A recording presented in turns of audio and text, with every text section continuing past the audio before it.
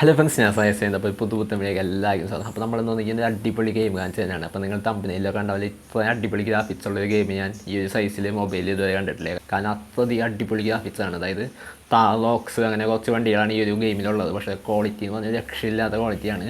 അപ്പോൾ ഇതിൻ്റെ സൈസ് വരുന്നത് ഏകദേശം 200 MB താഴെയാണ്. ഏകദേശം ഒരു 170 MB ആ റേഞ്ചിലാണ് സൈസ് വരുന്നത്.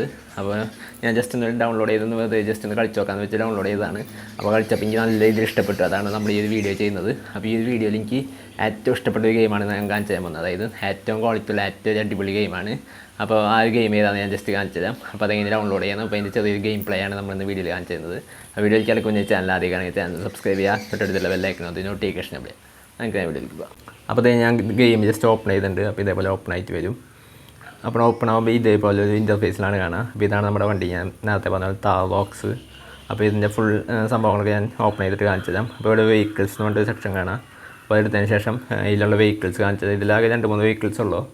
ഒന്ന് താറോക്സ്, പിന്നെ ഈ നോർമൽ താറ്, പിന്നെ അതേപോലെ തന്നെ ഈ ഒരു സ്കോർപ്പിയോ, പിന്നെ അതേപോലെ തന്നെ ഈ ഒരു ഫോർച്യൂണർ ലെജൻഡറി. അപ്പോൾ ഇത്രയും വണ്ടികളാണ് ഇതിലുള്ളത്. അപ്പോൾ ഇതിൽ എനിക്ക് ഏറ്റവും അടിപൊളിയായിട്ട് തോന്നിയത് ഈ ഒരു താറോക്സ് തന്നെയാണ്. അപ്പോൾ എന്തായാലും നമുക്കത് സെലക്ട് ചെയ്തിട്ട് നമുക്ക് ജസ്റ്റ് ഒന്ന് ഗെയിം കളിക്കാം. ഡ്രൈവ് കൊടുക്കുക. അതിനുശേഷം ഇവിടെ സിറ്റിയുടെ അവിടെ ജസ്റ്റ് ഒന്ന് സെൻറ്ററിൽ ക്ലിക്ക് ചെയ്താൽ മതി. അപ്പോൾ നമ്മുടെ ഗെയിം സ്റ്റാർട്ടായി വരും. അപ്പോൾ ഇതാണ് നമ്മുടെ ഗെയിം.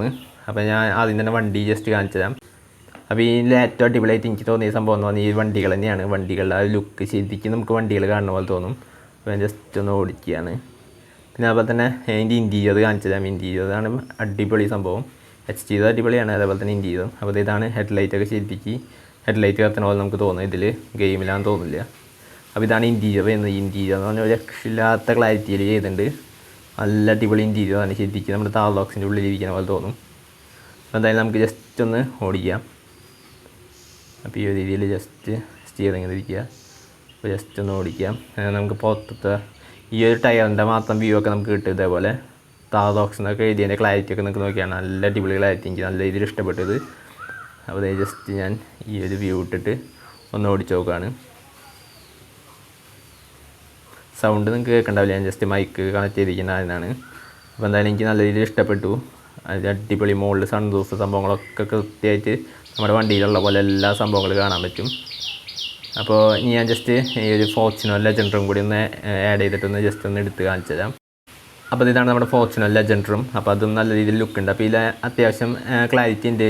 4 വണ്ടിയാണ്. പക്ഷേ നോർമൽ താഴത്തെ രസമില്ല ഇതിലത്തെ. കാരണം അതിൻ്റെ ഇൻറ്റീരിയർ അത്ര ഇതൊന്നുമില്ല, വെറുതെ നോർമൽ ജസ്റ്റ് ഇൻറ്റീരിയർ ഉള്ളൂ.